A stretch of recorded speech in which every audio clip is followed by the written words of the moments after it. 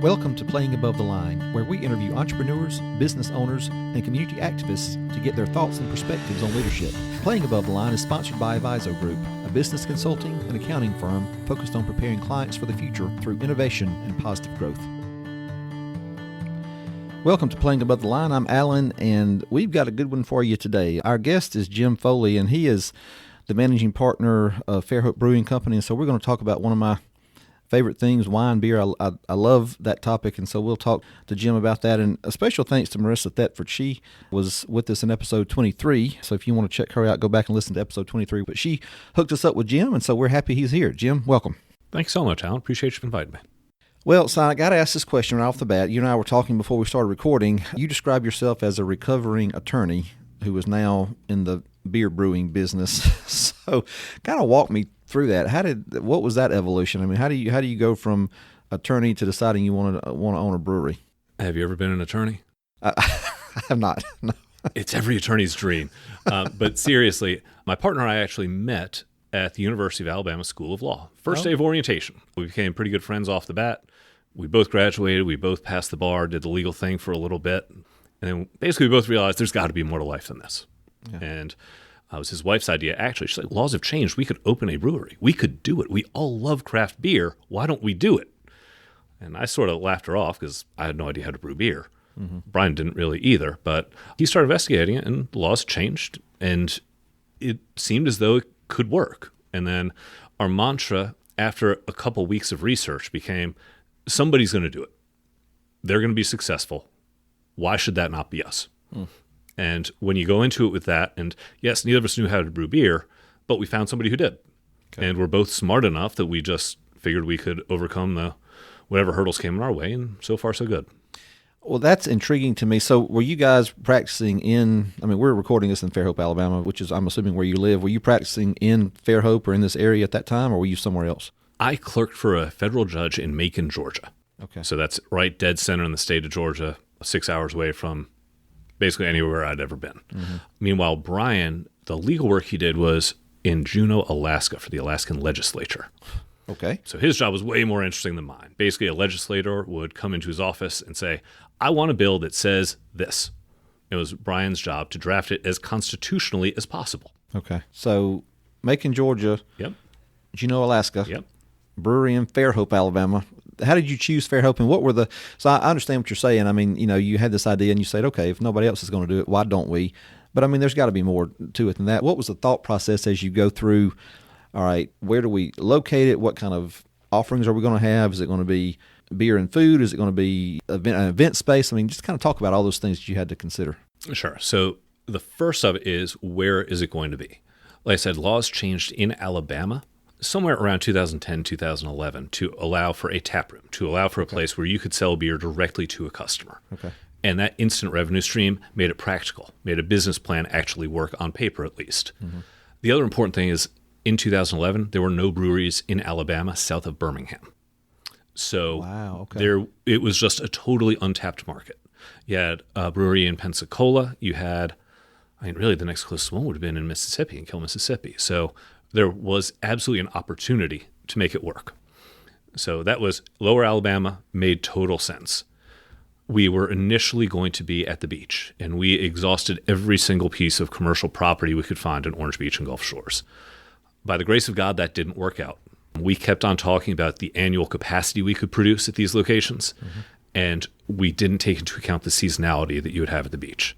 You can't serve in August the beer that you brewed in October. It doesn't work that way.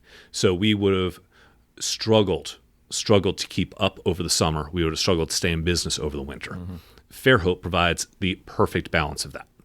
Yes, we're seasonal because we have so many people coming in to visit, especially over the summer months. But it's also a great town we've learned over the years just how supportive the city of Fairhope can be in the whole Eastern Shore. Yeah.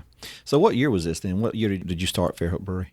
The initial idea came about it was the game of the century, Alabama versus LSU. So 2011, and I guess that was late October, early November. Okay. We really dug our heels in Fairhope in April of 2012.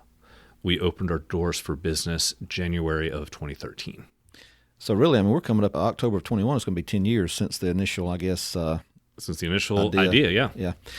Well, I know I've seen Fairhope Brewery beers all over the place. And so how did you guys go from basically nothing, scratch, in 2000, well, even 13, if that's when you opened your doors, to having your beer in so many restaurants and stores and that kind of thing? What did that look like? So when we got started, we had a 10-barrel brewing system. And for whatever reason, a barrel of beer is 31 gallons. Okay. So we could brew about 300 gallons of beer at a time. And brewing on that system, we could have draft beer, and only draft, so no cans, no bottles. Mm-hmm. And we could service basically Mobile and Baldwin counties. And that was it. After about a year and a half, we had proven the concept. We had proven that a brewery could work. And we expanded. And our expansion was to go up. I wish you could see our tanks. We went from 10 barrels to 60-barrel tanks. So we increased our capacity by 600% overnight. Oh, wow. And that is where initially we were in bottles, now we're in cans. We also expanded our distribution to the entire state of Alabama, plus the Florida Panhandle, as far east as Apalachicola and the Mississippi Gulf Coast. We have dabbled with random distribution since then, more or less just to build up our capacity. Mm-hmm. We've actually distributed beer in Pennsylvania because a distributor found out that we made pretty good beer. I guess they were down here on vacation or something, and they said, hey, have you ever thought about distributing up here? Well, I went to college in eastern Pennsylvania, and I said, well, heck yeah, that would be great. But for the most part, our distribution has stayed exactly where it is. How we get on the shelves at so many stores, we have a distribution network, a really good distribution network. We must, by law, sell to our distributors, who then sell to the grocery stores, the restaurants, the bars. That's the whole three-tier system that we hear so much about. The whole three-tier system. Yeah.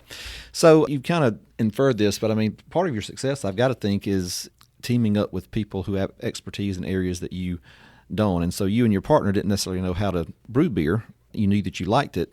So what did that process look like, going out and finding a brewmaster, finding those distribution type partners? What were you looking for in people that you wanted to bring on to be part of this baby that you and your partner created from scratch? Well, it's funny. Both Brian and I have the legal background, but I've got a degree in accounting. He's got a degree in English, undergrad. Okay. So we bring very different things to the table. Yeah.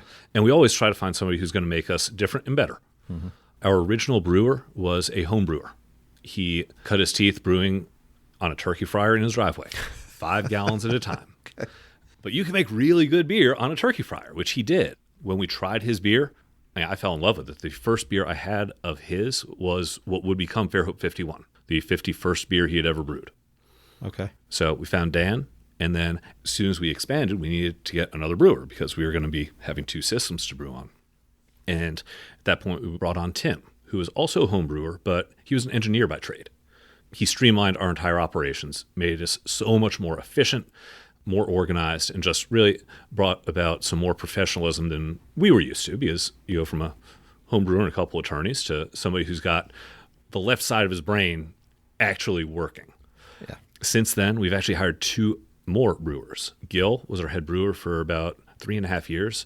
He just left to take a job in West Virginia, and we miss him, but he had been a professional brewer when we brought him in, and he continued everything that he had both at his old place and integrated that into what we had. So just integrating and getting better.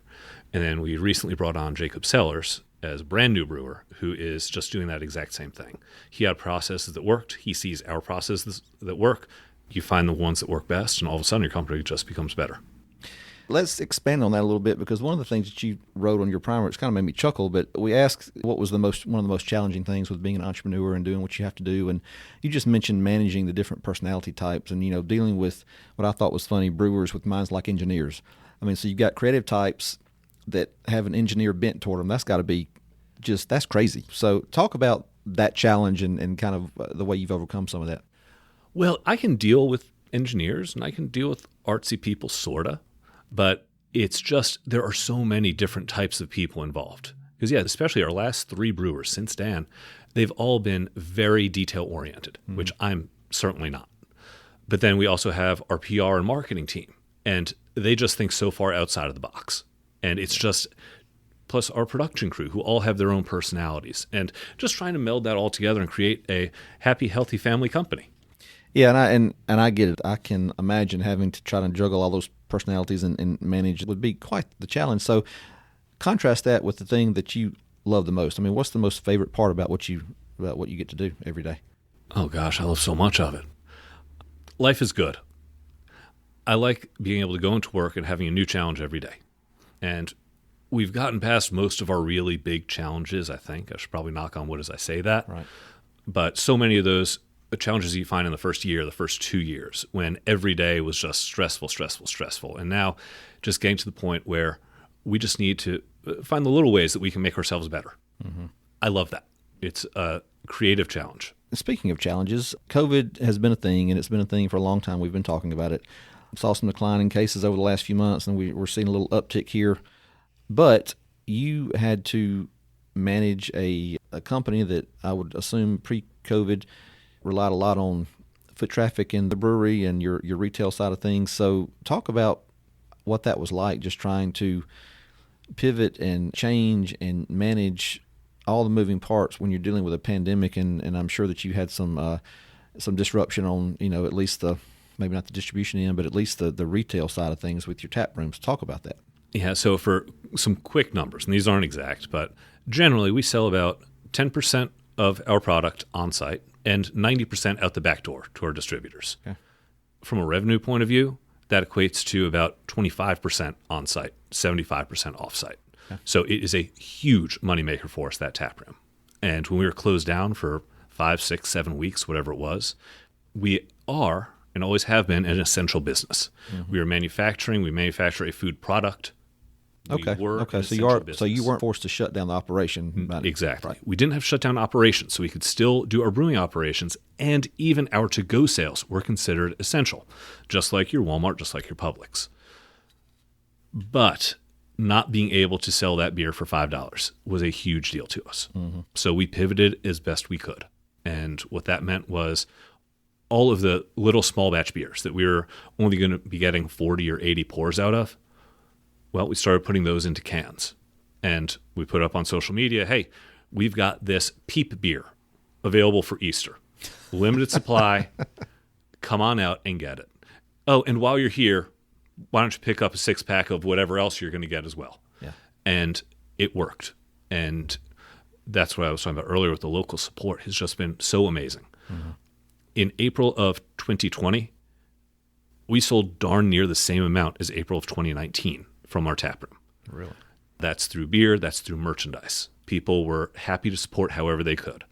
Everybody wanted to know how they could help.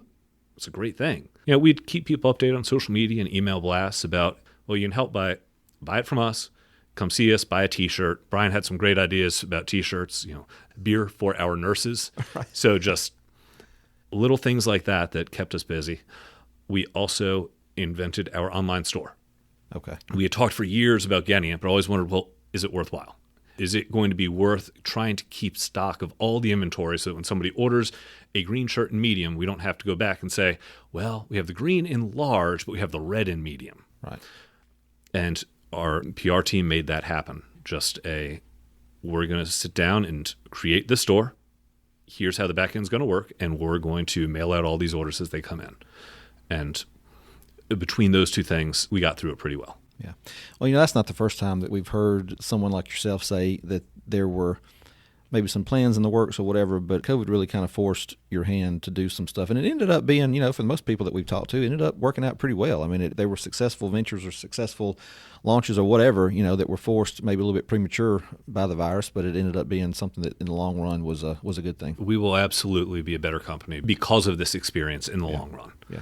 Obviously, it stunk in the heat of the moment. Mm-hmm. That was one of those stressful times that I was talking to people, and I couldn't figure out how we would make it through if we weren't going to be able to have any revenue out of our tap room, and we had no idea how long we were going to have to be closed. Yeah. Again, local support, it was just wonderful. Yeah, that's great. Let me kind of circle back and ask about your mom and dad. We asked who are influences or who may be mentors, and you mentioned your parents. So what did mom and dad say when you, an attorney, and your buddy, an attorney, came and said, hey, Mom and Dad, I'm not going to be an attorney anymore. I'm going to go open up a tap room and brewery in Fairhope, Alabama. How'd that work? My parents are amazing people, and they are supportive as supportive can be. Now, I guess they trusted me because they asked the questions you should ask. Mm-hmm. Jim, you don't know how to brew beer. What's your plan? Well, you've never lived in this area. Do you know it well enough? And they were, again, as supportive as they could be. They actually have a vacation house over right on the water in Pensacola, and that's where I lived as we were planning. So when they were there, I would bounce all sorts of ideas off of them, and they would always have good answers. I mean, they're two really smart people, and again, as supportive as they could be. So I guess I should just be blessed for that. Obviously, it's good to have someone in your life who is kind of a realist, and can ask the tough questions and honest questions, to be honest with you with their opinions and whatnot, but they don't do it to the extent that they're being too much of the brake to your gas or whatever. So let's talk about what's ahead for Fairhope Brewing Company. You guys have been around for, 10 years in theory, and I guess close to 8 maybe in reality. So if you look forward 2 or 3 years, I mean, what do you want the company to be? 2025, something like that. We pride ourselves on our innovation. We are constantly coming up with new varieties, new things to try out. We made our first seltzers last year, which is something that we never really thought we'd do, but everybody else was in the market, and they've done fine. And we'll continue to experiment with what everybody else is doing and also with our own things. Again, we're excited about having a new brewer who's going to breathe some new life into the company. Yeah. We expect that we'll continue to grow our core brands, but we also, just this past year, launched a line of seasonal beers in package, which we had never done. We had always just had our core beers year-round, and this year we introduced, all right, well, we're going to have Amateur Sketch, a double IPA. We're going to have Rescue Dog Red, a red IPA. That's going to lead into a hazy IPA, and we're going to round it out with something else in the fall that'll be a nice little surprise for everybody. But just constantly having different stuff on the shelves, seeing what works. Maybe one of those beers will get promoted to a regular year-round. Maybe we'll just keep bringing it back periodically. Mm-hmm. Let me ask you something along those lines. You mentioned you'll carry what works. One of the things I think is important about being a good leader entrepreneur is you've got to sometimes check your own ego at the door and realize you don't know everything. And so one of the comments you made on your primer was listen to the market and not your own taste buds. So talk about that, because you just made a couple of comments I thought were interesting on here. So expand on that a little bit. I think one of the blessings that Brian and I have is that we don't brew beer. Because when you brew beer and somebody says it's not good, you don't believe them. It's your baby. And he and I can look at it totally objectively and say, all right, well, I like the way this tastes, but if it's not moving, maybe it's the way it was branded. So maybe we can try to rebrand it. But if you do everything you can and it's not working, you just have to cut ties with it. Mm-hmm. And that is something that I think a lot of breweries struggle with, because the owner, proprietor, is the head brewer, and he doesn't want to let go of that. Mm-hmm. So you have to respect what the market's telling you. Yeah. Well, I mean, it's just like that. Probably the oldest adage in retail is the customer's always right. And so you're right. I mean, I could think that it's the best thing since sliced bread, but if people aren't buying it. Well, but the other thing, it could just be a branding issue. When we first came out with Rescue Dog Red, we branded it an Imperial Red Ale. And that is what the style is. Mm-hmm. The problem is people saw red ale and they thought they were going to be drinking Killian's. They weren't expecting a flavorful, very bitter with a malt background. So they weren't expecting what they got. As soon as we started marketing it as a red IPA instead, that sort of opens people's eyes and said, all right, if I like an IPA, am I going to like this maltier version? Yeah. Well, maybe, but they know what to expect. And somebody who doesn't like IPA would immediately realize, okay, I don't like that beer. Gotcha. So it might not just be the product. There are other ways around that, because the product could be good, but if you're expecting one thing and getting another, then you're not going to like it. So who makes the decision on branding? I mean, I know in the wine world, packaging is paramount. The bottle color and the label design and whatnot. So on your side, on the beer side, who do you and Brian make those decisions, or do you have somebody who kind of helps you with the branding side of things? All of our year-round beers have labels that were designed by Matt Whitfield, who has done an unbelievable job for us. He got a lot of work done, I think it was with Miller Coors, he designed a whole line of beers for them. So he has been in the industry forever, and he has done a wonderful job with those. Of course, he is also very expensive for a company our size. So on a lot of our smaller stuff, we have in-house folks who take care of it. Okay. And in terms of the branding of it, sometimes we'll have a beer name, and we tell a brewer to get a style. We might have an idea for a label, and we say, all right, well, what can we name a beer that can sort of introduce all of this? Interesting. So, that's kind of reverse of the, I mean, typically you think you come up with the product and then brand it, but you're saying that you actually do the opposite total opposite sometimes. And Hop Hogan was a name before it was a beer. It was a big double IPA. We knew it as soon as we had the name, but we didn't have a recipe for it. Wow. So, it's so weird. Sometimes we have the name, sometimes we have the design, sometimes we have the beer, and we just need to work around all three of those to make sure that everything melds together. That's good stuff. So what do you do when you're not brewing beer? What do you do for fun? I mean, I know probably fun involves beer and breweries and that kind of thing that aren't your own a lot of times, but outside of the realm of beer, what do you do to decompress? I love traveling. Last year's been sort of tough on that front. I've got my 7-year-old son, hang out a whole lot. Yeah. Live on the river. I need a boat. Okay. I don't have one. I need one. Yeah. Good. So what's on the bucket list as far as travel-wise? I know we talking off mic, you just got back from a trip to Asheville, which we love. That's a beautiful part of the country, but anything kind of on the horizon that you're looking for? I have been to, I think it's 44 states. Oh, wow. So I've got 6 left. Minnesota, I'm excited about. Nebraska, not so much. I'm sorry if anybody hears from Nebraska. I just, I don't know much about it except for corn. A lot of corn, right? Yeah. A lot of corn. That's good. Are you a big reader or podcast guy? I will listen to podcasts when I'm on a long drive. So I'm driving down to Orlando tomorrow. I will be listening to a bunch of podcasts. Okay. Do you have anything that you can throw out there that you particularly like that you can give our listeners? I really like Mike Rowe. The Way I Heard It? Yep, The Way I Heard It. Yeah, that's a good one. I like him. Stuff you should know.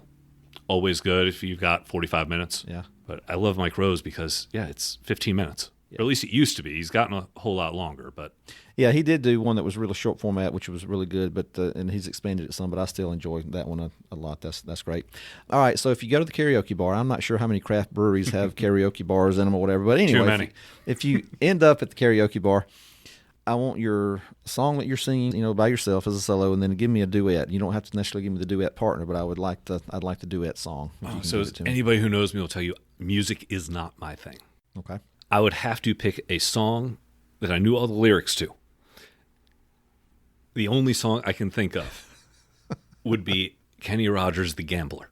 There's nothing wrong with that. That is an excellent choice. But you've also never heard me sing.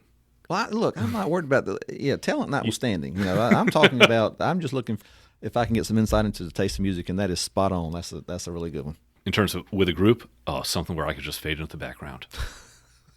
Got it. All right, this has been great. Thank you so much. We're going to link the social media and website and all the things Fairhope Brewery related in the show notes. And if folks want to check out what you guys are doing, they can go down there. But Jim, thanks a lot. This has been great. Alan, thanks so much for having me. We hope you enjoyed today's episode. And if you did, be sure to rate, review, and subscribe on iTunes and Spotify. It definitely helps us in the ratings, and it also makes it easier for other folks to find the podcast. And as always, a big thank you to producer and editor Carrie Wolf. Playing Above the Line is sponsored by Aviso Group. If you want to know more about who we are and what we do, you can visit our website at avisogroup.com. That's AVIZO group.com. You can also check us out on Instagram, Twitter, and Facebook. Thanks for listening.